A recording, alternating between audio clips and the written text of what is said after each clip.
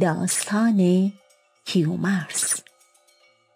فردوسی با توجه به سخنان دهقانان و نویسندگان پیش از خود می نویسد: اولین انسانی که خود را پادشاه خواند کیومرث نام داشت.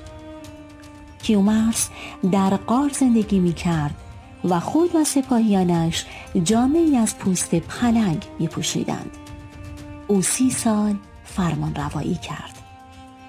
در زمان پادشاهی او صلح و دوستی در همه جا حاکم بود و همه به او احترام می‌گذاشتند.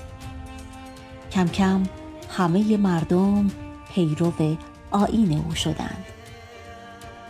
کیومرث پسری خوب روی به نام سیامک داشت که مایه راحتی و آرامش جان او در زندگی بود. دیدار سیامک او را شاد می کرد و غمگین بودن سیامک او را غمگین می نمود. کیومرث تنها یک دشمن در جهان داشت و آن اهریمن بود. اهریمن بسیار بدخواه بود و با همین بدخواهی و کینه‌ورزی بزرگ شده بود.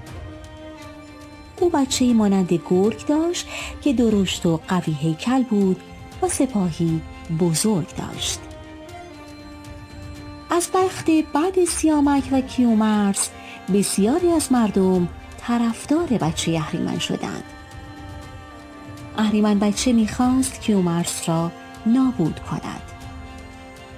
او با سپاه خود از نقشه‌ای که در سر داشت سخن گفت و همه را از تصمیم خود آگاه کرد. اما کیومرث نمی‌دانست چنین دشمنی دارد. بنابراین فرشته‌ای به شکل پری نزد او آمد که جامه‌ای از پوست پلنگ بر تن داشت. فرشته کیومرث را از وجود بچه اهریمن و نقشه شیطانیش آگاه کرد. سیامک که از این موضوع آگاه شد تصمیم گرفت با اهریمن بچه بجنگد. بنابراین جامه‌ای از چرم پلنگ پوشید و آماده نبرد شد.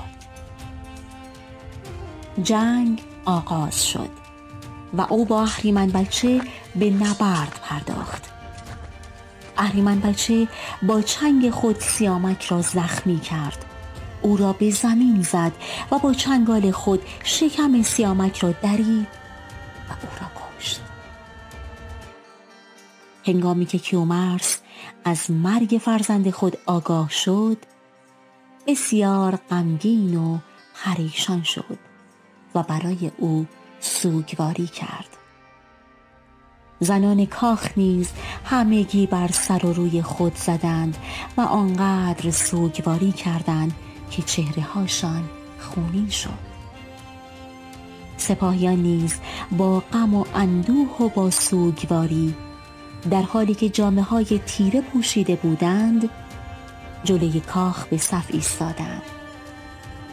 به خاطر مرگ سیامک حتی حیوانات هم عزادار شدند. به این ترتیب 1 سال با سوگواری سپری شد. آنگاه فرشته‌ای خجسته از سوی خدا نزد کیومرث آمد و به او گفت دست از گریه و سوگواری بردار و برای گرفتن انتقام سیامک سپاهی آماده کن. هوشنگ فرزند سیامک که پسری بسیار باهوش بود برای گرفتن انتقام پدرش برگزیده شد. کیومرث هوشنگ را نزد خود فرا خواند و به او سفارش‌های لازم را کرد. سپس سپاهی بزرگ آماده کرد که از آدم و پری و جانوران تشکیل شده بود. از آن سو دیو بدون ترس و واهمه به جنگ آمد.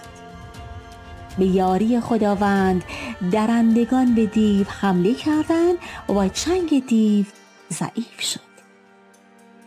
هوشنگ مانند شیر به دیو حمله برد، او را به بند کشید و نابودش کرد و به این ترتیب انتقام پدرش را گرفت. پس از کشته شدن دیو، کیومرث نیز درگذشت و نوبت پادشاهی هوشنگ فرا رسید.